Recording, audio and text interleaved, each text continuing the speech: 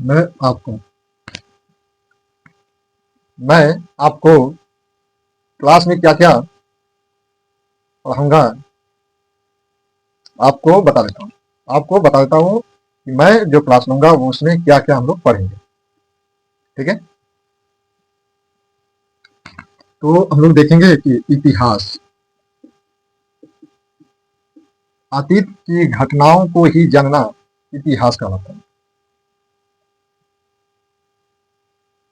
अतीत की घटनाओं को जानना ही इतिहास कहलाता है। अब इतिहास में पढ़ते हैं तो इतिहास का 3 भाग में हम लोग डिवाइड करते हैं। इतिहास को समझने के लिए हम लोग इतिहास का 3 खंड करते हैं। पहले तो एंशियंट हिस्ट्री, प्राचीन इतिहास, प्राचीन, मध्यकालीन और आधुनिक, मॉडर्न हिस्ट्री। तो इतिहास को जानने के लिए हम लोग इतिहास को 3 खंड में, कितने, तो 3 खंड में डिवाइड कर कर हम लोग पढ़ते हैं। 3 खंड में मैंने आपको बताया कि आपका प्राचीन इतिहास, मध्यकालीन इतिहास और आधुनिक इतिहास, 3 खंड हो गए। अब हम लोग पढ़ेंगे भूगोल। भूगोल को हम लोग 2 खंडों में पढ़ते हैं। एक विश्व का भूगोल, वर्ल्ड जियोग्राफी, और IG, Indian geography, WG world geography. तो भूगोल को हम लोग 2 भागों में डिवाइड कर पढ़ते हैं, विश्व का भूगोल और आपका भारत का भूगोल। सेम है, थोड़ा सा अंतर आता है। विश्व भूगोल में हम लोग देखेंगे कि नदी, झील, पर्वत, पठार, ये सब जो कि आपका वर्ल्ड जियोग्राफी है।